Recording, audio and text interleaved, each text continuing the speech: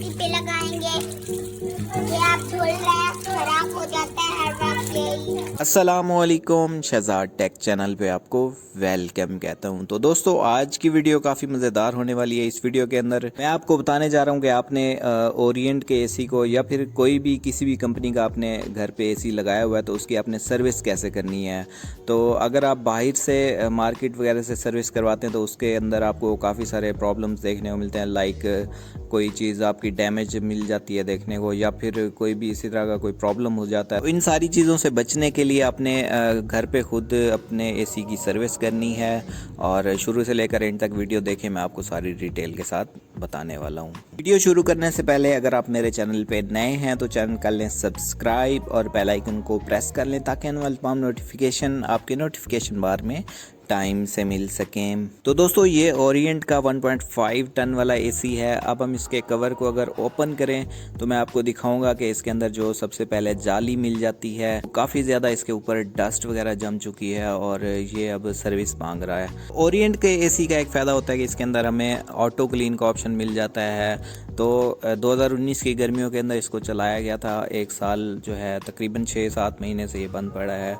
तो इसके अंदर काफ़ी ज़्यादा डस्ट वगैरह जमा हो चुकी है और अब हम इसकी सर्विस करने जा रहे हैं।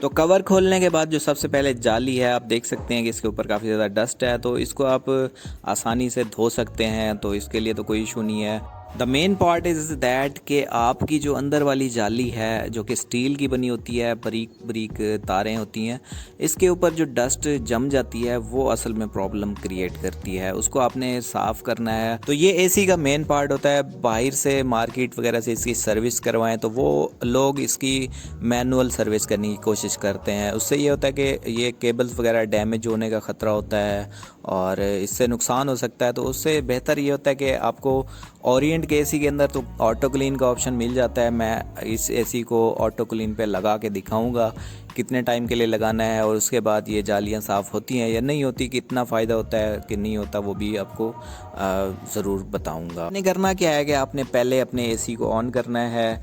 ऑन करने के बाद आपने अपने रिमोट पे आ जाना है। रिमोट के ऊपर आपको ऑप्शन देखने को मिल जाता है, जैसा कि आप देख सकते हैं। आई थिंक हमारे रिमोट के सेल ख़त्म हुए पड़े हैं। चलें दोबारा ट्राई करते हैं सेल डालने के बाद।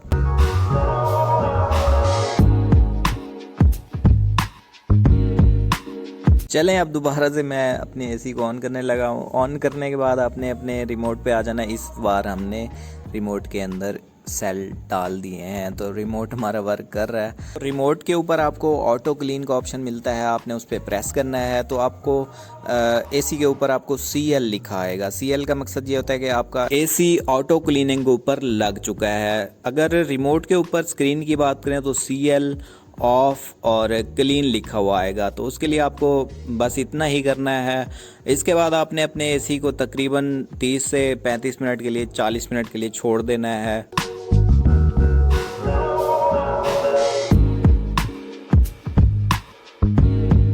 चलें मैं आपको यहाँ पे ऑटो क्लीनिंग का मैकेनिज़्म समझाता हूँ। तो ऑटो क्लीनिंग के अंदर असल में होता यह है कि पहले आपका एसी ठंडी हवा छोड़ता रहता है। ठंडी हवा से ये होता है कि आपके जो पोर्स वगैरह हैं, आपके नहीं आई मीन जो एसी के पोर्स वगैरह हैं वो नरम हो जाते हैं। अब नरम होने के बाद आपके एसी ने क्या करना है कि गर्म हवा छोड़नी शुरू कर देनी है, जिससे आपके ये जो एसी के पोर्स हैं वो खुल जाते हैं।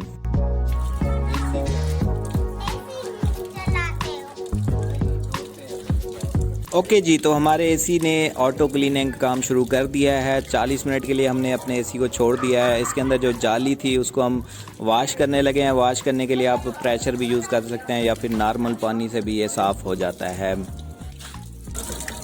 हमारा एसी का है, हम इसको एसी पे लगाएंगे। ये आप झूल रहे हैं, खराब हो जाता है हर वक्त यही। इन जालियों को धोने के बाद आपने थोड़ी देर के लिए धूप पे रख देना है या फिर किसी गर्म हवा से आपने इसको खुश्क कर लेना है। ज़्यादा गर्म नहीं होना चाहिए। इसकी जो जालियाँ होती हैं वो ज़रा सॉफ्ट होती हैं तो ख़राब हो जाती हैं। नॉर्मल इसको आपने खुश्क कर लेना है। अच्छा जी, 40 मिनट के बाद होता क्या है कि आपका एसी खुद से ऑफ हो जाता है। ऑफ होने का मकसद ये होता है कि आपका एसी ऑटो क्लीन हो चुका है। अब हम इसको दोबारा से जो हमने जालियां निकाली थी, वॉश कर ली थी, इनको क्लीन कर खुश्क भी कर लिया था। अब हम इनको दोबारा से इसके अंदर जैसे पहले हमने निकाला था वैसे ही लगा देंगे। आप देख सकते हैं कि बहुत ज़्यादा इसके अंदर जो पोर्स थे वो अब साफ़ हो चुके हैं। डस्ट वगैरह जो जमी हुई थी वो भी काफ़ी हद तक ये रिकवर हो चुकी है। और आपको ये सीज़न जो गर्मियाँ शुरू होने वाली हैं इसके अंदर आपको कोई भी ऐसा इशू नहीं होने वाला। हमारा जो आउटडोर था वो काफ़ी हद तक साफ़ सुथरा था, उसके अंदर ऐसा कोई इशू नहीं था, वो मैंने साफ़ नहीं किया। तो इस तरह से आप अपने एसी की खुद सर्विस कर सकते हैं, कोई भी ऐसा इशू नहीं होने वाला।